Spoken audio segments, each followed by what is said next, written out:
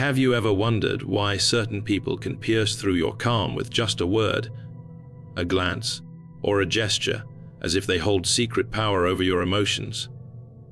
What if I told you they don't? That the true source of your anger lies hidden, not in them, but in the depths of your own unconscious. In this journey, we descend into the underworld of the psyche, the realm where the shadow hides, where forgotten archetypes whisper, and where every irritation from the outside world reveals a forgotten truth within us. Tonight, you will discover how no person, no insult, no betrayal can truly disturb you unless it awakens something unresolved in your own soul. We will unmask anger not as an enemy, but as a guide, pointing you toward your deeper wholeness. You think it is other people who disturb you, the colleague who mocks you, the stranger who disrespects you, the friend who betrays you. But the truth is far more unsettling. They are not the origin of your anger. They are only mirrors, reflecting something hidden within you, something Jung called the shadow. The shadow is not a villain, though it often appears that way.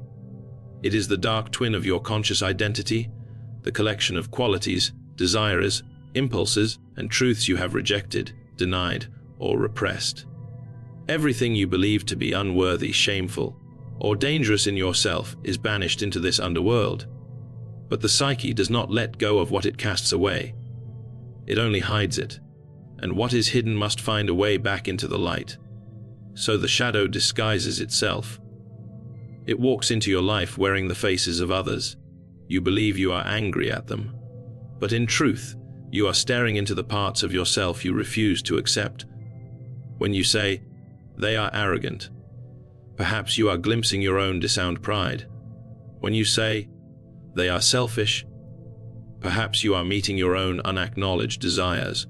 And when you burn with anger, unable to explain why, you are not reacting to them at all. You are reacting to yourself. This is projection, the unconscious act of casting what you cannot face in yourself onto another. Jung described it as the psyche's way of showing you what you have not yet integrated. Instead of recognizing that the fire comes from within, you see it burning in the eyes of others. You chase them, you fight them, you blame them. But in the end, you are only wrestling with your own reflection. Think of anger not as a reaction to the outer world, but as a message from the inner one. The shadow is calling you. It says, "Look at me. Do not deny me. I live in you, whether you accept me or not." But the ego resists. It wants to believe it is pure, rational, in control. So it refuses to see the shadow and sends it outward, onto others, so it can fight it at a safe distance. But here lies the trap. The more you project, the more others seem to control your emotions. Every irritation becomes a battlefield, every insult feels like a wound, and your peace depends on the unpredictable behavior of strangers. You are enslaved not by them, but by your own blindness. Jung once said that what we reject most in others is often what we cannot accept in ourselves. Think of that for a moment. The person who irritates you most may be your greatest teacher. The one who provokes your anger may be showing you the exact quality you have buried in your unconscious. This is why you cannot escape it. Wherever you go, the same types of people seem to appear, the same patterns repeat, the same emotions rise. It is not coincidence. It is your shadow seeking recognition. When you project, you give away your power. You place the strings of your inner world into the hands of others, and then you suffer when they pull them. But the moment you recognize projection, something extraordinary happens. You see that the anger belongs not to them, but to you, and in that moment, you reclaim it. Imagine standing before someone who insults you. Instead of reacting blindly, you pause and ask, "Why does this touch me so deeply? What part of me feels threatened? What have I denied that this person has brought to the surface?" Suddenly, the insult loses its sharpness. The words may still sting, but beneath the sting you discover a deeper truth. They are showing you your own unfinished work. The shadow is not evil. It is not something to destroy. It is energy, raw, untamed, and waiting to be integrated. Your anger, when understood, becomes a compass. It points to the places in your psyche that need light. Each time you feel disturbed by another, it is an opportunity, an invitation to withdraw the projection, to take back what you have cast onto them, and to hold it within your awareness. This process is not easy. It requires honesty, courage, and a willingness to look at what you least want to see. But every time you do, you grow stronger. Every time you withdraw a projection, you gather back a piece of your soul. And slowly, the people who once disturbed you lose their power. They can no longer trigger you in the same way, because you have reclaimed what was yours all along. The path begins with awareness. When anger arises, do not rush to blame. Instead, listen. Ask yourself, what am I projecting? What aspect of myself am I encountering in this person? Over time, you begin to see the hidden design. The people in your life are not accidents. They are mirrors. They are archetypal figures sent by the unconscious to awaken you to your own wholeness. This is the paradox. The ones who bother you most are also the ones who guide you toward freedom. They are midwives of the soul, pulling into consciousness what you tried to keep in the dark. And the shadow, once faced, does not enslave you. It becomes your ally. To never be truly bothered by anyone is not to suppress your anger, nor to harden yourself against the world. It is to recognize projection, to meet the shadow, and to take back your inner life from the faces of others. This is where freedom begins. You may think freedom from anger comes when you learn to control your reactions, when you discipline your emotions or force yourself to stay calm. But this is only repression, and repression is not freedom. True freedom does not come from silencing the inner voice of rage, but from understanding it, integrating it, and transforming it into something higher.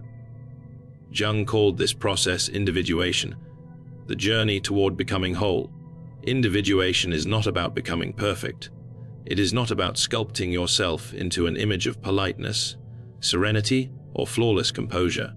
Individuation is about integration.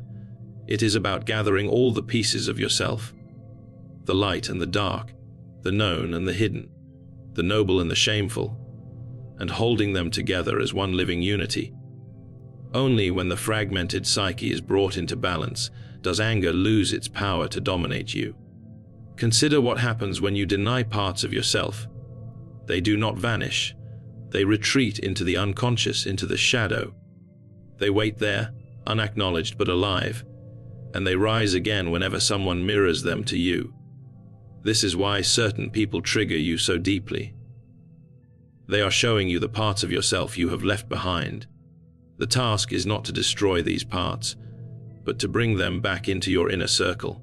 Individuation is the act of gathering the exiled children of your psyche and welcoming them home. The selfish impulse, the envy, the pride, the aggression, all that you cast away, must be invited back, not to rule over you, but to find its rightful place within you. Integration means that instead of being possessed by anger, you recognize anger as one thread in the larger fabric of your being. It no longer hijacks you because it no longer operates in secret. Think of yourself as a house. When certain rooms are locked and abandoned, they begin to fill with dust, mold, and shadows. They frighten you because you do not know what lies within. But when you open them, clean them, and allow them to become part of the home, the fear vanishes. The room no longer haunts you. In the same way, individuation opens the sealed rooms of the psyche. It allows the forgotten parts to breathe again. When you integrate, anger changes its nature. It ceases to be a blind eruption and becomes a signal, a messenger. It tells you where your boundaries are, where your needs have been ignored, where your truth has been silenced. You do not lash out at others because you no longer see them as the enemy. You listen to the message within the emotion, and you respond with clarity instead of reaction. This is why individuation is the path to never being truly bothered by anyone. As long as your psyche is fragmented, others will awaken the pieces you have disowned. They will irritate you, not because they are powerful, but because you are incomplete. Once you begin to integrate, their power dissolves. What they awaken in you has already been faced, already been welcomed, already been claimed.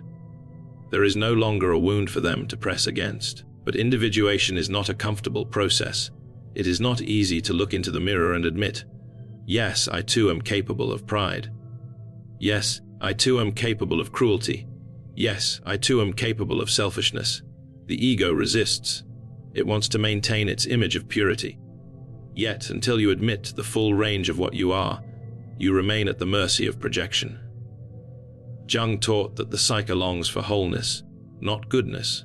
This is a radical truth. To be whole is to embrace both the light and the shadow, to see yourself not as half a person struggling against the dark, but as a full being who contains all opposites within. And when you do, something remarkable happens. The conflicts that once tore you apart from within begin to settle. The energies that once attacked you from the unconscious become allies. You find a center, a still point that is not shaken by the storms of the outer world. This center is what Jung called the self, the totality of who you are, conscious and unconscious together. The ego is only a fragment, but the self is the whole, and the process of individuation is the path by which the ego comes into relationship with the self.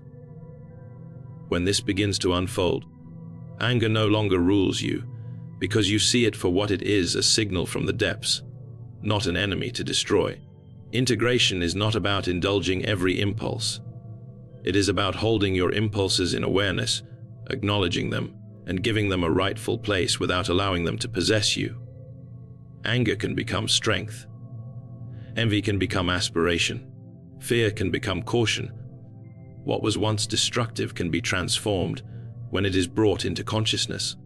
As you walk the path of individuation, you begin to notice a profound change. The faces that once provoked you lose their power. The voices that once pierced your calm now sound like echoes from a dream. You look at the people around you, and instead of enemies, you see mirrors. Instead of irritations, you see invitations. Each encounter becomes an opportunity to gather another fragment of yourself, to weave another thread into the fabric of your wholeness. The work is lifelong. It does not happen overnight, and it cannot be forced. It unfolds in layers as the unconscious reveals what you are ready to face. But with each step, you move closer to a state where no one outside you can truly disturb your peace. For you have found within yourself the place where all conflicts converge, and from that place, you see others not as threats, but as reflections of the vast mystery you carry within. Every time you feel anger rising, every time another person disturbs you, something greater than a personal conflict is taking place. Jung taught that the psyche is not merely personal, it is also collective, woven from ancient patterns of experience he called archetypes. And when someone irritates you, it is often not their individual self that you are reacting to, but the archetypal energy they awaken within you. Archetypes live in the collective unconscious, the shared inheritance of humanity. They are the primordial images that shape the way we dream, feel, and imagine. They appear in myths and religions across the world. The hero, the shadow, the trickster, the wise old man, the great mother. And though you may not consciously believe in them, they live through you, they act within you, and they reveal themselves in the encounters you have with others. When someone provokes you, you are not merely facing them. You are meeting an archetype in disguise. The coworker who manipulates you may embody the trickster, forcing you to confront deceit and cunning, not only in others but also in yourself. The rival who competes with you relentlessly may embody the warrior, awakening the part of you that has repressed its own aggression. The lover who betrays you may stir the anima or animus, the archetypal soul, image that carries your deepest longings and disappointments. This is why anger often feels larger than life. It is rarely about the surface event. A single insult can sting with disproportionate intensity because it carries with it the weight of an archetype. The psyche does not react to the small offense. It reacts to the ancient figure standing behind the offender. You are not only fighting with a person, you are wrestling with an archetype that has been alive for thousands of years. Imagine meeting someone who seems to mock you. Your anger flares instantly. On the surface, you might say, "This person is simply rude." But in the depths, the trickster has stepped onto the stage. The trickster delights in breaking your control, in overturning your seriousness, in mocking your self-importance. You rage against the person, but the real battle is with the archetype, with that playful yet destructive energy that wants to dissolve your rigidity and expose your hidden fragility. Or think of the moments when you encounter cruelty. You feel righteous anger, a desire to strike back. Here the shadow emerges, not only in them but also in you. For cruelty lives within the human soul as much as kindness does, and when it appears before you, it calls forth the parts you would rather deny. You may believe you are fighting darkness outside, but in truth, you are confronting the darkness you fear within. Archetypal encounters are unavoidable. Life places these figures before you again and again, for they are woven into the very fabric of existence. They appear in dreams, in myths, in relationships, in conflicts. And when you mistake them for mere individuals, you fall into endless frustration. But when you recognize the archetypal nature of the encounter, everything changes. Anger shifts into awareness. You begin to see the symbolic dimension of life unfolding before you. Jung often described this as stepping into a myth. Ordinary life, with all its conflicts and irritations, reveals itself as the stage where timeless dramas are enacted. The people who bother you become actors playing roles written by the unconscious. The boss who humiliates you may embody the tyrant king, forcing you to discover your own sovereignty. The friend who abandons you may embody the betrayer, pushing you to awaken your inner strength. The stranger who insults you in passing may embody the shadow trickster, testing your stability and humility. When you recognize these archetypal forces, you stop fighting the person and begin listening to the lesson. You see that the psyche is not punishing you, but teaching you, guiding you into deeper consciousness. Anger becomes a doorway into myth, and each disturbing encounter becomes a symbolic initiation. But this recognition demands that you expand your vision beyond the personal. The ego clings to its small story. They wronged me. They disrespected me. They insulted me. The archetypal view dissolves this narrative. It whispers, "No, this is the warrior testing you, the trickster mocking you, the shadow confronting you." And suddenly, the conflict becomes meaningful. It is no longer random suffering, but part of the great story of becoming. In this way, individuation itself is guided by archetypal encounters. You cannot grow into wholeness without meeting these ancient forces face to face. They disturb you, they anger you, because they demand your attention. They want to awaken you to the parts of yourself you have ignored. Each archetype you integrate brings you closer to balance, and each person who provokes you is an unwitting messenger of that archetype. Think of the countless myths where the hero must face adversaries. These enemies are never merely people, they are embodiments of fear, greed, temptation, betrayal, chaos. They are archetypal challenges the hero must overcome to grow. And your life follows the same pattern. The people who bother you are your mythic adversaries, not in a literal sense, but in a symbolic one.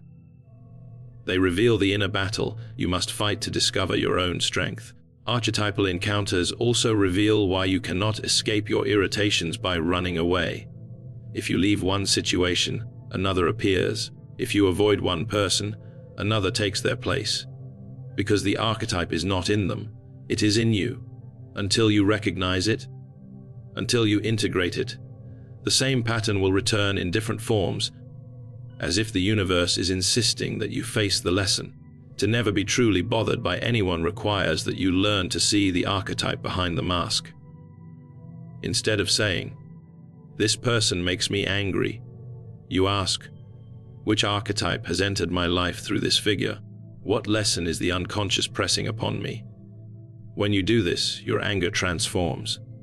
It loses its power to blind you, and it becomes a signal pointing to the next step in your psychological journey.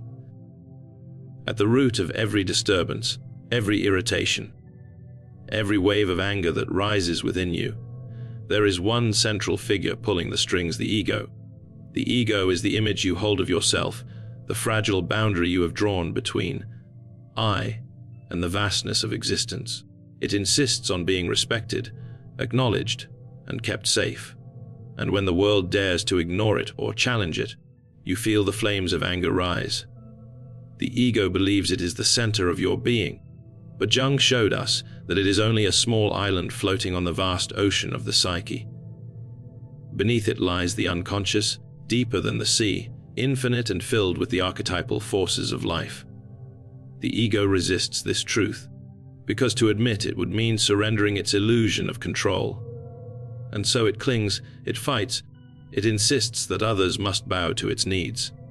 This is why the slightest insult can disturb you. The ego trembles, fearing its mask has been pierced.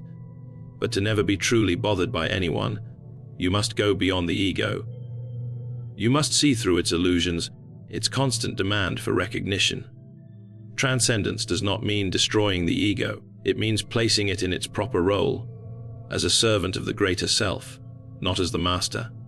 The self, in Jung's vision, is the wholeness of your being, the union of conscious and unconscious, the totality that includes both your personal story and the timeless patterns of humanity. When you identify with the self rather than the ego, the disturbances of others cannot reach you in the same way. Think of how the ego reacts when insulted. Someone calls you weak, and immediately you burn with the need to prove them wrong. Someone mocks you, and your ego feels wounded, as if your very existence has been denied. But when you step into the perspective of the self, something different happens. You realize the insult touches only the surface mask, not the vastness of who you truly are. The self is too large, too deep, too infinite to be harmed by a passing word. The insult becomes like a stone thrown into an endless ocean. It sinks, it disappears, leaving the waters unmoved. This is transcendence. It is not cold indifference, nor is it passive submission. It is the recognition that the ego's battles are small dramas, played on the surface of life. Behind them lies the great unfolding of the psyche, where every encounter, even those filled with conflict, serves the purpose of awakening you to the self. When you see from that perspective, anger transforms. It loses its urgency. It becomes a reminder that you have momentarily slipped back into the narrow confines of the ego. The ego thrives on separation. It says, I am me, you are you, and if you threaten me, I must defend myself. But the self whispers a deeper truth. You and the other are reflections of the same whole. What you hate in them is also in you. What you love in them is also in you. From this vantage point, anger fades because the illusion of separation fades. The person who bothers you is no longer an enemy, but a mirror. The energy that once erupted as rage becomes curiosity, compassion, even wonder. To transcend the ego is to live symbolically, to see every event not only as personal, but as archetypal, not only as conflict, but as meaning. When someone insults you, you no longer think, they have hurt me. Instead, you ask, what does this reveal about my relationship to myself? What lesson does this figure bring from the unconscious? The ego resists this perspective, for it wants to remain the star of the story. But when you practice shifting to the larger view, the power of others over your emotions dissolves. This does not mean you become passive. Transcendence of ego does not strip you of boundaries or silence your voice. It allows you to respond rather than react. Without the ego's desperation for control, you can assert yourself calmly, act wisely, and protect your space without being enslaved by rage. The difference is that you are no longer fighting for the mask of identity. You are acting from the wholeness of the self. Imagine standing in a storm. The ego is like a fragile candle, easily extinguished by the wind. Every insult, every irritation is a gust threatening to snuff it out. But the self is like the sun. The storm may rage, but the sun remains, vast and untouched, shining with its own inexhaustible power. To live from the ego is to live in constant fear of losing the candle. To live from the self is to realize you are the sun. The path to this transcendence is not instant. It unfolds gradually. As you work through your projections, as you integrate the shadow, as you recognize the archetypes behind your encounters, each step pulls you out of the narrowness of the ego and into the vastness of the self. Anger then becomes a teacher, showing you where you are still clinging to ego, where you are still vulnerable to the opinions and actions of others. Each time you notice this, you are invited to step back, to expand your perspective, to rest in the larger self. Jung often emphasized that the self is experienced symbolically. It may appear in dreams as a mandala, as a wise figure, as a divine image. These are the psyche's ways of pointing beyond the ego. They remind you that you are not limited to your small story, that within you lies something immeasurable. And the more you align with that, the less anyone can disturb you. For what is a passing insult to eternity? What is a moment of anger compared to the infinite unfolding of the self? The ego fears humiliation, exclusion, disrespect. But the self knows these are illusions. It sees life as a play of symbols, where each character serves a role in awakening consciousness. When you live from the self, you no longer cling to anger as a defense. You see it, you acknowledge it, but you let it pass, for it cannot harm the deeper reality of who you are. So you see, no one has ever truly disturbed you. The insults, the betrayals, the conflicts, all were masks. Behind each mask was your own shadow calling, your own unlived life knocking at the door. Every person who angered you was not an enemy, but a mirror. Every irritation was not punishment, but initiation. When you project, you give away your power. When you integrate, you reclaim it. And when you transcend the ego, you discover that the self, your deeper wholeness, cannot be touched by the chaos of others. Imagine, then, what it means to walk through the world untouchable, not because you are hardened, not because you are indifferent, but because you have embraced the totality of who you are. The shadow no longer frightens you, archetypes no longer deceive you, and the ego no longer rules you. In that state, you do not merely survive the world, you participate in it as if it were a vast dream, a living myth, unfolding to reveal the truth of your own being.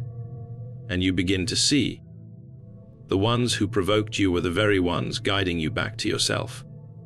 So the question remains, one that only you can answer.